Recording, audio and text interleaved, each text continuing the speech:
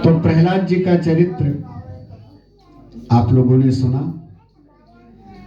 इसके बाद में सप्तम स्कंद में वर्णाश्रम धर्म की व्यवस्था बताते हैं, चारों वर्णों की व्यवस्था कैसे होनी चाहिए, ब्राह्मण क्षत्रिय वैश्य शूद्र।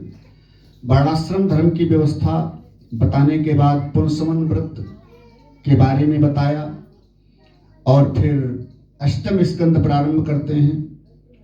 अष्टम स्कंद में सबसे पहले गज और ग्राह की कथा सुनाई है और इसी उपलक्ष्य में सुनाई है जो परीक्षित जी ने प्रश्न किया था कि भगवान समदर्शी हैं लेकिन भेदभाव क्यों करते हैं। तो सुखदेव जी कहते हैं देखो, प्रहलाद जी भी दैत्य और हिरण्यकश्यप भी दैत्य, दोनों दैत्य। भगवान आए तो प्रहलाद जी को बचाया, हिरण्यकश्यप का भी उद्धार किया, हिरण्यकश्यप का भी कल्याण किया। माने भगवान को जिस भाव से जो मानता है उसी भाव से उसके ऊपर कृपा ही करते हैं, क्योंकि एक ही भगवान के पास पद है, कौन? मुक्ति, और वही पद सबको देते हैं। जे मृग बाण राम के मारे, ते तनु तजी सुरलोक सिधारे। नरक नहीं जाते हैं जो भगवान के द्वारा मारे जाते हैं। अरे जब जटायु को मारा भगवान ने तो जटायु से कहा मेरे पिताजी मिलेंगे मेरे धाम में, वहीं तुम जा रहे हो। मेरे पिताजी से ये सीता जी के हरण की बात और कुछ भी मत बताना। क्यों? अगर मैं राम हूं तो रावण खुद आकर के बताएगा वहां मेरे पिताजी से। अब रावण वहां जाकर के दशरथ जी को बताएगा, इसका मतलब रावण भी वहीं जाएगा। कहां? जहां इनके पिताजी गए हैं, जहां जटायु गया है। कहां गया है? राम काज कारण तनु त्यागी, और हरिपुर गयो परम बड़ भागी। जटायु हरिपुर गयो, वहीं रावण भी जाएगा। तभी तो राम जी ने कहा अगर मैं राम हूं तो रावण स्वयं पूरे वंश के साथ, पूरे खानदान के साथ, पूरे राक्षसों के साथ आकर के वहां बताएगा मेरे पिताजी को कि मैंने तुम्हारी बहू को चुराया था, उनका हरण किया था, इसलिए मेरी ये दशा हुई है। माने भगवान के पास केवल एक ही पद है। राक्षसों को मारते हैं फिर भी वही पद देते हैं, जो भक्तों को पद देते हैं वही पद राक्षसों को भी देते हैं, दैत्यों को भी देते हैं। तो भेदभाव कहां रह गया है? अंतर इतना है। एक बार दैत्य लोग गए भगवान के पास और कहा प्रभु मेरे ऊपर कृपा करो। भगवान ने कहा ठीक है करूंगा कृपा, मेरा भजन करो, मेरे नाम का भजन करो, तुम्हारे ऊपर भी कृपा होगी जैसे भक्तों के ऊपर होती है। दैत्यों ने कहा प्रभु ये तो नहीं हो पाएगा, हुई है भजन न तामस देहा, तामसी शरीर से भजन नहीं हो सकता प्रभु। अच्छा तो भजन नहीं कर सकते तो क्या कर सकते हो? दैत्यों ने कहा प्रभु हम गालियां खूब सुना सकते हैं, गालियां सुना सकते हैं, मारपीट कर सकते हैं, लड़ाई दंगा कर सकते हैं, लेकिन भजन नहीं कर सकते। भगवान ने कहा तो ठीक है शत्रुता कर लो हमसे और खूब गाली सुनाओ, खूब लड़ाई झगड़ा करो हमसे, खूब मारपीट करो हमसे, तुम्हारे ऊपर कृपा बरसेगी, कल्याण होगा। दैत्यों ने कहा प्रभु ठीक है ये तो हम खूब कर लेंगे, क्योंकि शत्रु भी, दैत्य भी शत्रु मान करके भगवान को शत्रु के रूप में उतना ही चिंतन करते हैं जितना भगत लोग चिंतन करते हैं। अरे भक्ति में कम चिंतन होता होगा, लेकिन शत्रु मान करके दैत्य लोग तो दिन रात भगवान की ही चिंता करते हैं, कैसे उनको मारा जाए, कैसे उनसे बदला लिया जाए, कैसे उनसे लड़ाई किया जाए। हर समय उन्हीं का ध्यान, हर समय उन्हीं का चिंतन। और भगत तो कामकाज में भी उलझ जाता है, भूल जाता है। माने अपना दुश्मन जितना याद रहता है, प्रेमी उतना याद नहीं रहता है। इसलिए भक्तों से ज्यादा शत्रु लोग भगवान के नाम का भजन करते हैं। भगवान तो कहते हैं मैं प्रक्रिया नहीं देखता हूं, मैं तरीका नहीं देखता हूं किस तरीके से मेरा भजन किया गया, मैं तो ये देखता हूं कि कितना ज्यादा मेरा चिंतन किया गया है, कितना ज्यादा मेरा चिंतन किया गया है। तो भगवान का चिंतन शत्रु लोग ज्यादा करते हैं, इसलिए भगवान उनको भी मारते हैं और तारते हैं, क्योंकि मारने, वो लड़ाई करने के ही भाव से भगवान से कह दिया प्रभु गाली खूब सुनाएंगे, मारपीट खूब करेंगे तुमसे। तो मारपीट होगी तो मारना पड़ेगा, वैसे कैसे सुधरेंगे वो? तो मार करके उनको वही पद देते हैं जो भक्तों को पद देते हैं। तो सुखदेव जी कहते हैं जब बताओ भक्तों को भी वही पद दिया, दैत्यों को भी वही पद दिया, तो भेदभाव कहाँ रह गया है? इसलिए भगवान समदर्शी हैं, भगवान हमेशा समान दृष्टि से सबको देखते हैं। और इसी उपलक्ष्य में गजग्राह की कथा सुनाई। देखो एक हाथी मंदराचल पहाड़ के ऊपर रहता है, सुने भाव से। मंदराचल पहाड़ के ऊपर रहता है, उस हाथी के 1000 पत्नियां हैं, 1000 हथनियों का मालिक है और 10,000 बच्चे हैं उसके। कितना परिवार हो गया? 11,000 सदस्यों का परिवार है। 1000 पत्नियां, 10,000 बच्चे और एक खुद, 11,001। इतना बड़ा परिवार। अब जिसका इतना बड़ा परिवार हो किसी को समझेगा कुछ? और हाथी के शरीर में 10,000 हाथियों का बल है, बड़ा बलवान हाथी। तो अपने बल में मतवाला मस्त झूमता जब चलता है तो छोटे छोटे जीव उसकी जय जयकार करते हैं, महाराज की जय हो, महाराज की जय हो। हाथी भी बड़े अहंकार में भरकर देखता है और मुस्कुरा करके कहता है चिंता मत करना, हम है ना, है? जब कोई मुसीबत आए मेरी याद करना, मैं तुरंत तुमको बचाने आ जाऊंगा, चिंता मत करना, हम हैं। माने बड़ा अहंकार है, हम हैं बस। एक बार अपनी पत्नियों के साथ, बच्चों के साथ, माने पूरे परिवार के साथ एक सरोवर में जल पीने के लिए आया, पानी पीने के लिए आया। सुखदेव जी वर्णन करते हैं कि सरोवर में माने तालाब में जल पीने के लिए आया। और सूरदास जी ने इसी का वर्णन किया है अपने पद में कि नीर पीवन हेतु गयो सिंधु के किनारे, माने समुद्र के किनारे जल पीने गया। और सुखदेव जी सरोवर बता रहे हैं, तो इसको संतों ने संभाला। सूरदास जी सिंध बता रहे हैं, सुखदेव जी सरोवर बता रहे हैं, तो दोनों को समान किया कि वो तालाब इतना विशाल है, वो तालाब इतना बड़ा है कि इस पार खड़े होकर देखो तो उस पार का किनारा दिखाई नहीं पड़ता है। माने वो तालाब समुद्र के जैसा ही दिख रहा है, इतना विशाल है, इतना बड़ा है, जिसका और छोर नहीं है, समुद्र के जैसा दिख रहा है। इसलिए समुद्र सूरदास जी ने लिखा अपनी दृष्टि से, लेकिन है सरोवर। तो तालाब में पानी पीने के लिए आया और पानी पी करके इतना मस्त हो गया, मगन हो गया कि अपनी पत्नियों के साथ उसी में विहार करने लगा। वो उनके ऊपर पानी डाल रहे हैं, वो उनके ऊपर डाल रहे हैं, उसी में आनंद विहार किलोल करने लगे। हाथी ये भूल गया कि इसमें कोई बड़ा जंतु भी रहता है जो हमसे भी ज्यादा बलवान है। ऐसा संयोग बना, एक ग्राह दौड़ता आया और ग्राह ने हाथी के पैर पकड़ लिए। हमारी तुम्हारी यही दशा है। संसार एक सरोवर है, उस संसार रूपी सरोवर में विषय रूपी जल भरा हुआ है। तो संसार रूपी सरोवर के विषय रूपी जल में हम सब लोग क्रीड़ा कर रहे हैं, लेकिन ये भूल जाते हैं कि इस संसार रूपी समुद्र के विषय रूपी जल में एक बड़ा जंतु भी रहता है, जानवर भी रहता है, जिसका नाम है काल, जिसका नाम है मृत्यु, है? और जब विषय वासना में ज्यादा लिप्त होकर के डूब जाते हैं, आनंद विहार में किलोल करने में पत्नी के साथ, बच्चों के साथ जब ज्यादा भूल जाते हैं, मस्त हो जाते हैं, तो काल आकर के हमारे पैर पकड़ लेता है। चलने की शक्ति कम पड़ जाए तो समझ लो काल रूपी ग्राह ने हमारे पैर पकड़ लिया है? मन फूला फूला फिरे जगत में कैसा नाता रे।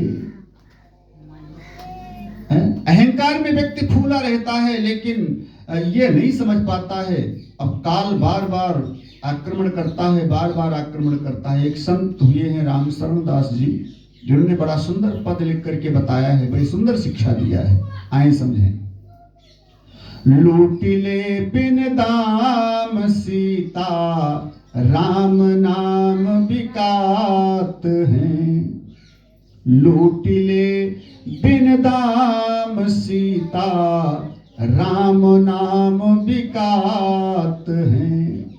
ये उठ बजरिया जाएगी जब रह गए दिन साथ हैं। परमात्मा का नाम बिना पैसे का, बिना मोल के मिल रहा है, बिक रहा है। देखो भगवान 3 बार चेतावनी देते हैं, समझ जा, भजन करना शुरू कर। लेकिन तीनों बार जो जो नोटिस देते हैं परमात्मा, जीव वापस करता रहता है, नकारता रहता है उसको, और जो करता रहता है वही करता रहता है, विषय वासना में ही लिप्त रहता है। तब चौथी बार अंत में भगवान वारंट भेजते हैं। जिस वारंट में आनाकानी नहीं चलेगी, उसमें तो काल पास लेकर के यमराज के दूत डायरेक्ट आएंगे और मार करके जबरदस्ती तुमको लेकर के जाएंगे बांध करके। कहते हैं कि पहली नोटिस आ गई जब बाल पाक दिखात हैं। ये पहली चेतावनी, वृद्धावस्था की तैयारी हो चुकी, अब भजन करना शुरू कर। अगर नहीं इतने दिन किया है तो अब चालू कर, क्योंकि अब तेरी तैयारी होने लगी है आने की मेरे पास। तो पहली नोटिस आ गई जब बाल पाक दिखात हैं। लेकिन आदमी ने वो नोटिस वापस कर दिया। क्यों? पालिश आती है वो काली वाली, हम लगा करके काले कर लेंगे। हाँ, क्या करोगे? तब भगवान ने दूसरी नोटिस भेजा। इसने पहली को नकार दिया तो दूसरी भेजा। कौन सी? दूसरी में नैन तीगुर गिरने लागे दांत हैं। अरे आंखों से दिखना कम पड़ गया तो हम चश्मा बनवा लेंगे, दांत टूट गए तो बत्तीसी लगवा लेंगे। हाँ? सारी नोटिसों को नकारता गया। तब तीसरी नोटिस भगवान ने भेजा। तीसरी कौन सी? कि आ गई तीसरी में कमर झुकी गए, तीसरी में कमर झुकी गए, चलत पैर पिरात हैं। और अब भजन की कौन बेरिया कफ करे रे गात है। जैसे राम कहते हो तुरंत खांसी आती है, बोला नहीं जा रहा है। अब क्या अवस्था है भजन करने की, हैं? और फिर जब तक सोचे सोचे आदमी, तब तक आ गया वारंट। आ गया वारंट चौथा, तब हथकड़ी यम साथ हैं। फिर मुट्ठी बांधे आए जगत में, अब कर पसारे जात हैं। इसलिए सचेत करते हैं बार बार, लेकिन विषय वासना में हम इतना मस्त हो जाते हैं, इतना मस्त हो जाते हैं, भूल जाते हैं। ग्राह ने पैर पकड़ लिया, हाथी का अहंकार फिर भी नहीं टूटा। अरे हमारे 1000 पत्नियां, 10,000 बच्चे, हमारे अंदर खुद 10,000 हाथियों का बल, ये छोटा सा जंतु मेरा क्या कर लेगा?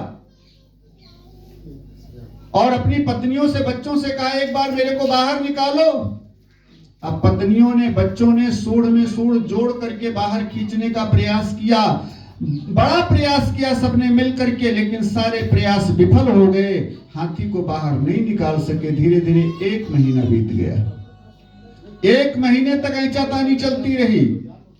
और जब पत्नी बच्चे, एक बात बताऊं, जब काल आता है, मृत्यु आती है, तो पत्नी बच्चे, परिवार वाले, घर वाले, गांव वाले, पूरे विश्व वाले चारों तरफ बैठ करके केवल रोते रहेंगे, बचा कोई नहीं सकता है। ऐसे समय में कोई भी तुम्हारी सहायता नहीं कर सकता है, बस केवल रो सकते हैं, तुम्हारा क्रियादाह संस्कार कर सकते हैं, सारे कार्यक्रम कर सकते हैं, लेकिन तुम्हें रोक कोई नहीं सकता, बचा कोई नहीं सकता। ऐसी मुसीबत से केवल परमात्मा बचा सकते हैं, बस, दूसरा कोई नहीं। हाथी का अहंकार बढ़ता जा रहा है। सारी पत्नी बच्चे 1 महीने तक ऐंचातानी हुई। जब सब विफल हो गए, परेशान हो गए, तो सब चल दिए घर को। हाथी ने कहा, अरे देवी जी, मेरे को छोड़ करके जा रही हो, तुम तो हमारी धर्म पत्नी हो, जीवन मृत्यु का साथ निभाने का वादा हुआ है। बच्चों से कहा, बेटा तुम लोग तो हमारे अंश के हो, तुम लोग जा रहे हो, मेरे को बाहर निकालो। पत्नियों ने, बच्चों ने कहा, स्वामी जी, हे पिताजी, अब तुम बाहर नहीं निकलने वाले तो हम भूखों कब तक मरेंगे, यहाँ हम जा रहे हैं। मन फूला फूला फिरे जगत में कैसा नाता रे। दुनिया वालों पर हम अहंकार करके घूमते हैं, ये हमारे हैं, ये हमारे हैं, ये हमारे हैं, लेकिन ऐसी मुसीबत में कोई हमारा नहीं है। दुनिया वाले केवल जिंदा में हमारे हैं, मरने के समय और मरने के बाद कोई हमारा नहीं है, केवल प्रभु का नाम हमारा है बस। बिंदु जी एक कवि हुए हैं, कहते हैं कि साथी है मित्र गंगा के जल बिंदु पान तक, साथी है मित्र गंगा के जल बिंदु पान तक, अर्धांगिनी बढ़ेगी तो केवल मकान तक, परिवार के सब लोग चलेंगे श्मशान तक, और बेटा भी हक निभाएगा तो अग्निदान तक। लेकिन इसके बाद इसके तो आगे भजन ही है साथी, इसके तो आगे भजन ही है साथी, बिना हरि भजन के अकेला रहेगा। अरे मन ये 2 दिन का मेला रहेगा, ये कायम न जग का झमेला रहेगा। कोई साथ नहीं देता, सब चले गए। हाथी ने कहा हमारे अंदर खुद 10,000 हाथियों का बल है, मेरा ये क्या कर लेगा। हाथी ने भी बड़ी ताकत लगाई, लेकिन ग्राह अंदर तक खींच ले गया। थोड़ी सी सूढ़ बाकी रह गई डूबने के लिए। अब तो हाथी को प्रभु की याद आई, परमात्मा की याद आई, क्योंकि इसी समय पर याद आती है। लेकिन ये समय ऐसा समय होता है, ऐसा दुष्कर समय होता है कि न मुंह से आवाज निकलती है, क्योंकि थोड़ी सूढ़ रह गई है, बाकी पूरा शरीर डूब गया है। अब न बोल सकता है, न स्तुति कर सकता है, न हाथ जोड़ सकता है। केवल मन से स्मरण करता हुआ, मन से स्तुति करता हुआ भगवान की याद कर रहा है। 18 श्लोकों में गज ने भगवान की याद किया। इसको गजेंद्र मोक्ष स्तुति बोलते हैं। जो नित्य पाठ करते हैं, मृत्यु का भय उनको नहीं रह जाता है। कोई व्यक्ति मर रहा हो, जल्दी प्राण न निकल रहे हो उसके, और ये गजेंद्र मोक्ष स्तुति सुना दिया जाए तो बड़े आराम से जल्दी से उसके प्राण निकल जाएंगे, मोक्ष हो जाएगा उसका, सदगति हो जाएगी उसकी। ऐसा ये पावन स्तोत्र है। तो पावन स्तोत्र जब भगवान का किया, लेकिन नाम नहीं लिया किसी का, भगवान की याद खूब कर रहा है। सब देवता आकाश में खड़े, नाम का अहंकार लिए, मेरा नाम नहीं ले रहा, हम क्यों जाएं। लेकिन भगवान विचार करते हैं जो किसी का नाम नहीं वो मेरा नाम है, क्योंकि शब्द ही ब्रह्म है, एक एक अक्षर ब्रह्म है। सब जब मेरा रूप है, इसलिए सारे शब्द मेरे नाम हैं। हाथी मेरे को ही पुकार रहा है, इसलिए भगवान करुणासीन हुए और तत्काल आ गए। हाथी की सूंड को पकड़ करके बाहर निकाला। ग्राह पैर पकड़े है, वो भी लटक गया पैर में, साथे में बाहर निकल आया। भगवान ने चक्र सुदर्शन के द्वारा ग्राह का मुंह फाड़ दिया और गज के पैरों को छुड़ाया, मुक्त किया गज को ग्राह से। ग्राह को मारा भगवान ने। सुखदेव जी कहते हैं बाद में हाथी का उद्धार किया, पहले ग्राह का उद्धार किया। ये दोनों शापित हैं। ग्राह के भी शरीर से एक गंधर्व प्रकट हुआ। ये हुहु नाम का गंधर्व है, देवल ऋषि के श्राप से ग्राह बन गया था। और ये हाथी भी इंद्रद्युम्न नाम का राजा था, दुर्वासा ऋषि के श्राप से हाथी बन गया था।